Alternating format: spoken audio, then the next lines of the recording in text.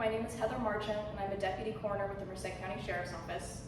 I've worked here since 2015. I got into this job basically because I was interested in forensics. I did Science Olympiad and all that kind of stuff all through high school. Was always taking science classes, that kind of stuff. For me, forensics is kind of this intersection of the law and science and puzzles, which is something I was always interested in.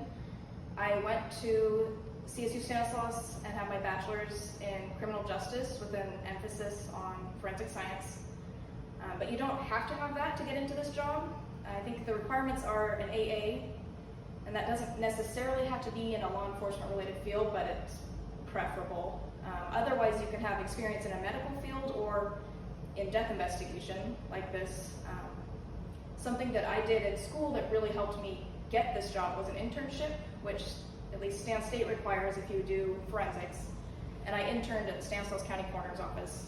And that's where I really decided that the coroner was the place I wanted to be in all of the forensics field.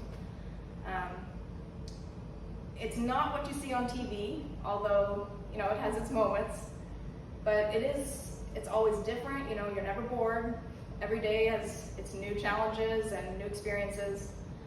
The part of this job that I really enjoy is kind of solving a puzzle, putting together the whole scene. So you go out to the scene, you can see what's around the body, take witness statements and talk to the family about what this person has been complaining about, or any, they have headaches, they've been tired, they looked ill yesterday, all that kind of stuff.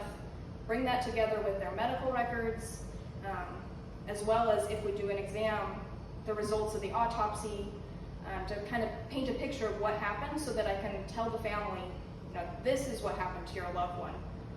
Because even though I never get to give good news, at least I can help sometimes bring some closure. That's the part to me that's the most rewarding. A lot of times you don't talk about it, but this job is basically, like I said, bad news all day, every day, which can get kind of heavy, especially if you don't have a good support system or a way to decompress. And that's law enforcement in general, but for the coroner's office, if you think about it, it's not like you ever get to reunite a lost child with their parents or rescue someone from a fire. The only time we're there is when it's someone's worst day of their life, which is something you have to remember, especially because we're also seen as law enforcement, and sometimes people don't want law enforcement at their house. So you have to kind of be that community-related person to interface between these families that are grieving and the investigating agency or whoever else is there to help bring them some comfort, bring them some closure, as well as do your job and find out what happened. Some of the things they may not tell you when you're thinking about signing up for this is a lot of times it's odd hours. You may be working all night and all day. You could get called out at 3 in the morning. And like I said, you see some pretty rough stuff that is not for everyone.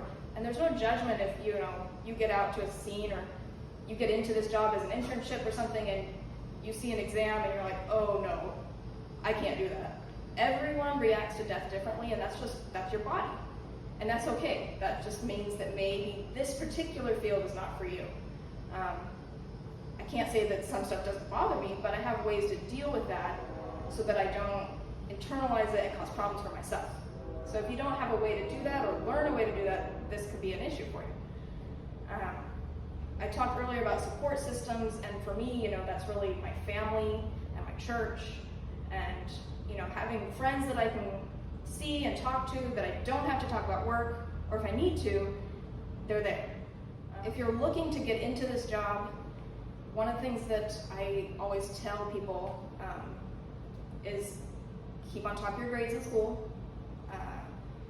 Although it's only an AA that's required for Merced County, other places may require a bachelor's or some other training. A lot of our training is on the job, so you get sent to different schools, but to have those skills ahead of time is always a plus, especially when there's a lot of people applying for the job.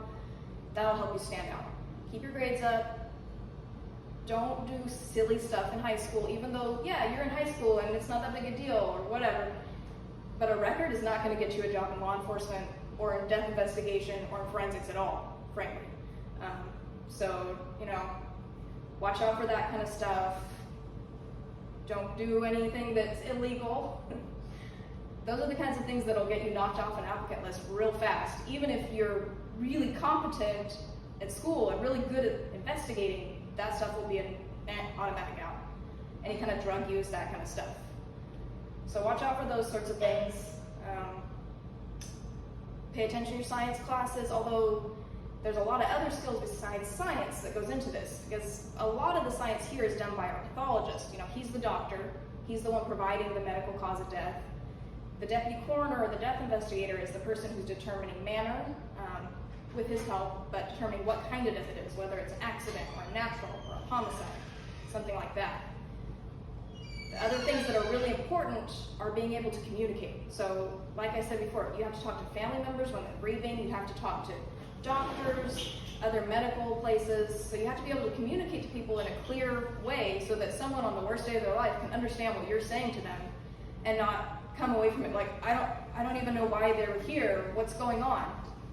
And grieving people may need to be told several times. So you have to be patient, able to talk to people when they're upset, they're yelling at you. So you have to remember, they're grieving. That's part of the grieving process. They're not necessarily mad at me, although sure it doesn't feel good to get yelled at, but that's one of the things you have to be able to deal with. As well as your written communication is very important. So your grammar, your spelling, making sure that you can write clearly and concisely to get your point across, which is a little different than writing a novel or writing an essay for English class, although English class is very helpful. Report writing is something that you need to be able to describe the scene and who you talked to, what you did, so that someone years later, if it goes to court or a family gets a report, they can read that and know what you're talking about, understand where you were, what you saw, all that kind of stuff. So those are all things that are important. So even if you're like, oh, well, I hate writing, I'm just not going to practice it because it's law enforcement, I want to write. You're going to do a lot of writing, a lot more writing than you think. I have to write a report on every case I take, as well as supplements sometimes and all sorts of other stuff.